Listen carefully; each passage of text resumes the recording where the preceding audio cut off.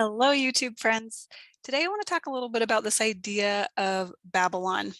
Right now I have been reading the book Gone with the Wind, and it's all about the fall of the South in the Civil War. And there's obviously, a whole romantic backstory to it. I'd never read it before. This is my first time, but it's been really interesting to listen to it in the context of a world that is changing dramatically. Our own world is changing dramatically. And just in the last couple of years, things have shifted so deeply in the world that I don't believe things are ever going to be the same. And if you've ever read Strauss and Howe's book, The Fourth Turning, they talk about how there are these kind of archetypal generational movements towards change. And I believe about 2 years ago, we started into the crisis period. And how we handle this crisis is going to yield some sort of fruit, some sort of new society. And I think that we're having basically an argument between two possibilities of what we're going to turn out as a society. In my opinion, I think this is the last major crisis, not to say that it's not going to get a little bit more crazy, but I believe we're at the turning point where basically two alternative societies are going to form. We're going to have one society that is based on people who want a king to rule over them. And then we're going to have another society form of people who have taken God to be their leader and are leading life from an inner sense of true understanding of the deepest desires of their heart and knowing that those are in harmony with God and that they act from a willing place, not by extortion in any sort of way. I think our society, as I've been reading this book, Gone with the Wind, and thinking about the ravages of war and the reconstruction that comes after, and the starvation and the famine. We don't have war here in the United States, but I do believe we may experience that in a coming day. But we've certainly experienced psychological war and the ravages of that. And what has come of that? Like, what is the fruit of that? We are seeing a huge disconnect between people that cannot talk to each other anymore because they think too differently. We see people as the enemy. And really, like, all of the riches of the world are in relationships between people, and not riches of the world, but like the things that really matter the most. Like, what do you have at the end of the day if you don't have beautiful connected relationships with people? And I think the way that our society has been set up to essentially be a plantation, it's a plantation with kings who rule through extortion of humanity. I don't think that we have as much slavery in the explicit sense as we have formally understood it, but I believe that we have a more subtle slavery of the mind through psychological manipulation and through people's desire to own other people and to live off the labor of other people for their own benefit. And people who want a king to rule over them also want underlings over whom they can rule. And being able to let that desire to reign over other people and to be controlled by other people go is going to be at the heart of being able to create something different. And I believe our system is set up in such a way that this desire to extort other people and manage other people and rule and reign over them is so woven in, we don't even recognize it. I mean, I've recognized many layers because of the lifestyle choices that I've made that have been alternative enough that I wasn't, doing what other people did so much. But as you start to take personal responsibility for your own education and for the education of your children, for the skills that you learn and your personal relationship with God, and and you begin to stop waiting for someone else to come in and fix things for you on your behalf, some organization or the group of people. It's like, yeah, they're going to fix it. No, they're not. They're not going to. Like, what is going to fix things in this crisis is that you stop looking to the wisdom of men to rule and reign over you, and you start finding solutions that can come directly from your own heart and your honest, sincere, good desires. And you don't use any organizations to help you, that you start talking to people locally where you're at. I think we are going to get to a place where travel is going to be very difficult, and even the communication of things that we would like to express on the internet may be difficult to express at some point. It's hard to know if the internet will really get shut down ever, because it is such a source of keeping people on the same energetic wavelengths and thinking the same way, that I don't know if it will ever go away. But certainly the attempt to only allow one sort of mindset or one sort of perspective on the airwaves is present. So how do you overcome that? How do we get through a crisis of a desire to be enslaved? How do we overcome our impulses to enslave other people for our own benefit? It takes a really strong, honest look in the mirror at yourself and at your own heart, and bringing it to God. Like, God is perfectly in alignment with the laws that govern things according to truth. And our only job is to align with those laws and with God and God's will for us, and make sure that there's no difference between our will and God's will and what is good. But what is difficult is that we have a lot of voices who believe lies that certain things are the will of God when they're not.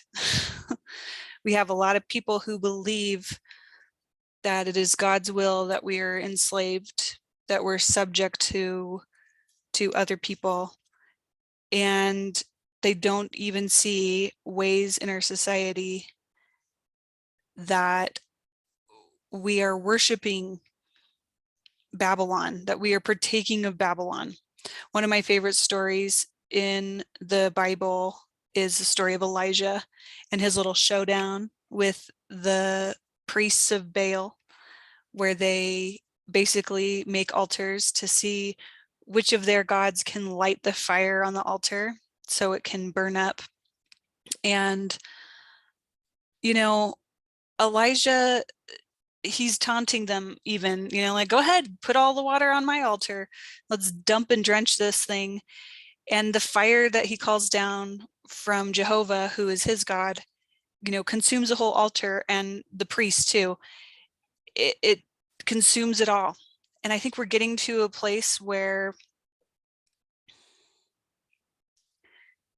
if you are not worshiping the true and living God, you're going to be consumed by what's coming next. And if you understand what I'm talking about, go ahead and comment in the comment section. If you're like, Jamie, you're crazy, I have no clue what you're talking about, go ahead and comment in the comment section. Let's talk about this. The psychological warfare that's going on, and the commitment to maintaining a system that is doomed to fail because it is based on false doctrine and false principles and cold hearts. Like, that's coming. We have the end of things is coming. And so that means we need to live for more than just things. It means we need to live for greater spiritual doctrines and principles that are actually connected with truth, and that we need to have and maintain soft hearts and clear minds. Our children need a different kind of education. We need different kinds of relationships in our homes. We need closer connections in our communities on a local level. And we need to examine every place in our lives where we personally are hoping to extort or control or get something out of people, for our own, to consume on our lusts. One of the principles that I love to talk about are natural law principles that govern, kind of a moral code for how we treat each other. And one of those is nonviolence. I think it's actually a lot more difficult to not be violent than we realize, to not seek to control someone else's opinion or property, to sincerely seek to go about that in a genuine and non-grabby way, to do things out of a sense of respect and love for other people, rather than for self-benefit and thievery. But when your entire system of money is based on thievery, when credit and usury are the foundation of your entire civilization, and inflation is threatening to expand and blow that up, while we have people waiting in the wings who are going to swoop in like opportunist vultures to create a society even more deeply entrenched in usury and owning of people in such a way that they will be happy to be owned.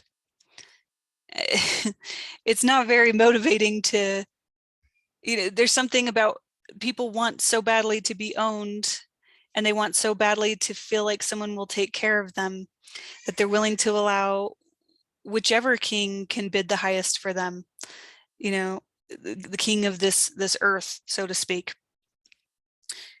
And the war is on for our minds. The war is on for our families.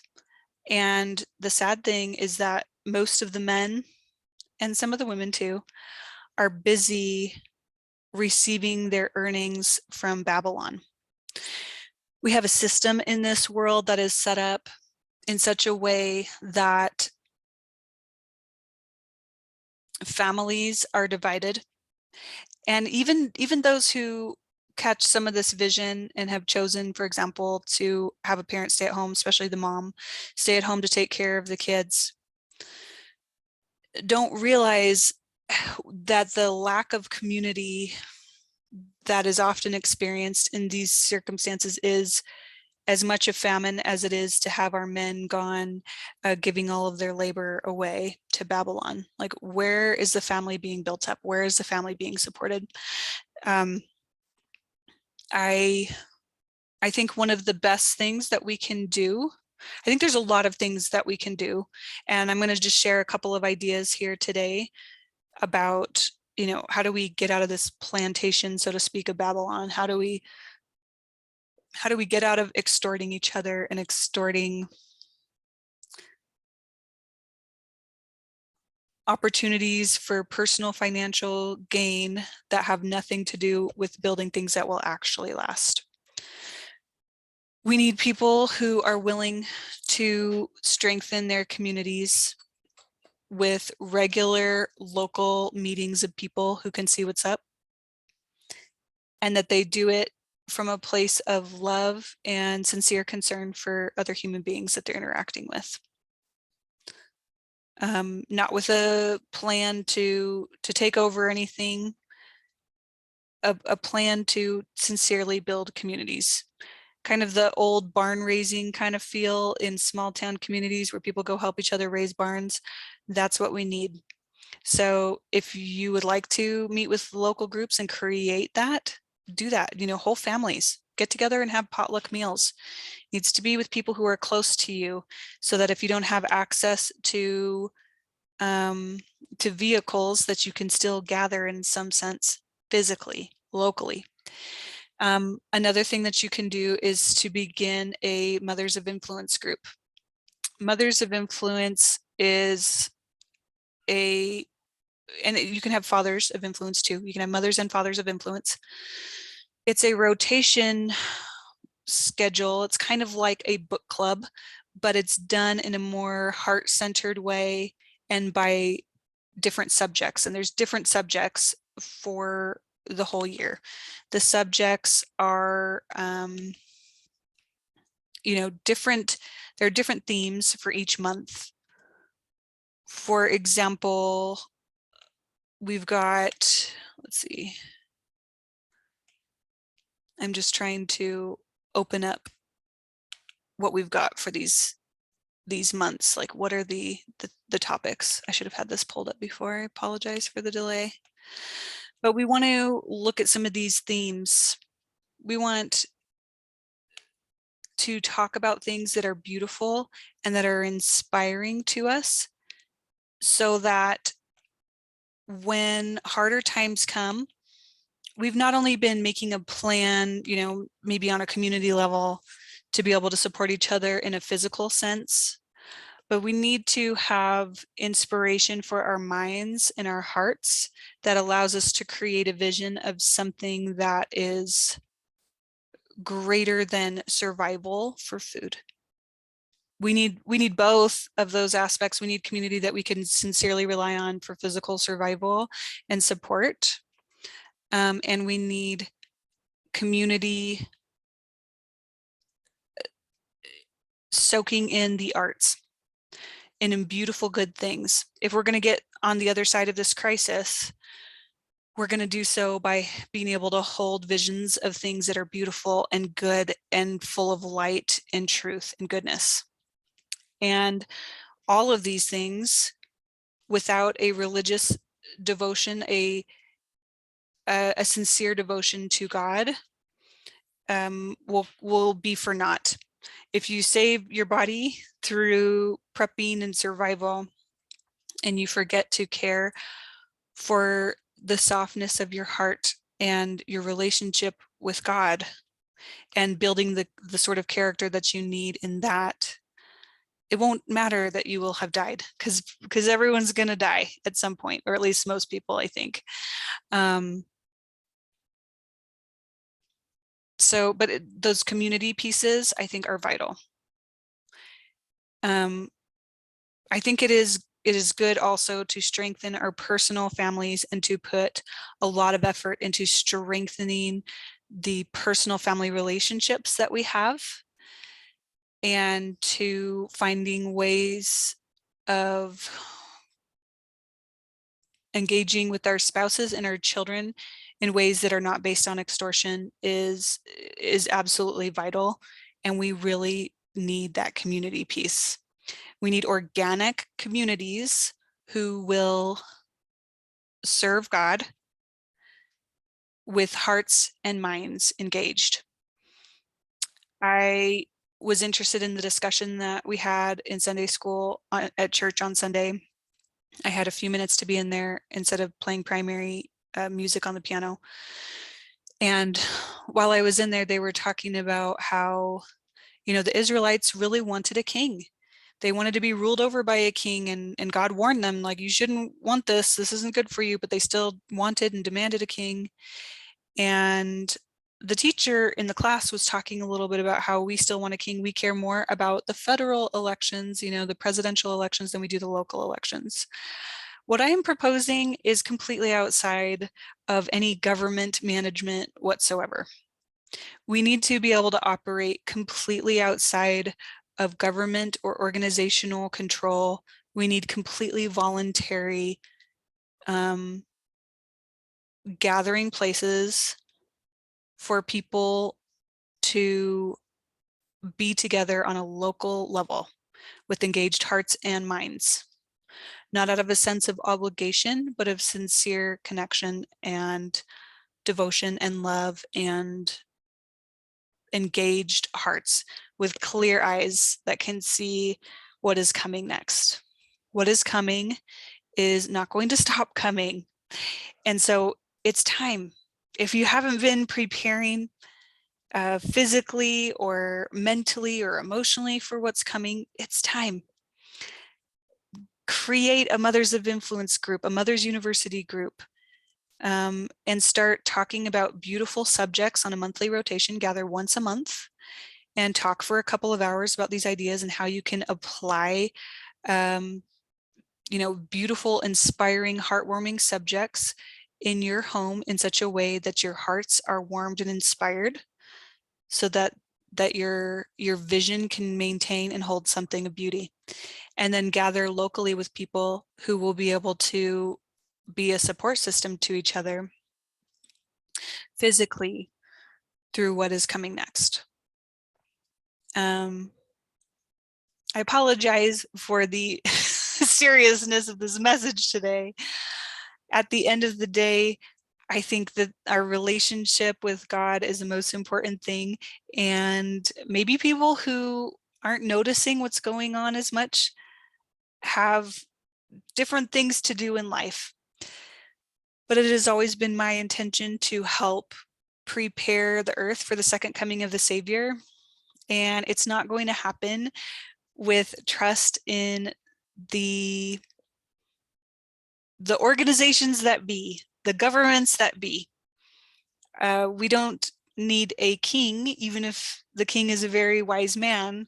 We need to receive our Savior, Jesus Christ, and we need to be connected to the inspiration of God in such a way that it can come forth through us with sincere devotion and clarity about what is ours to contribute. What is it that you have to contribute in the world that's coming forth next? I mentioned that there's two societies coming forward.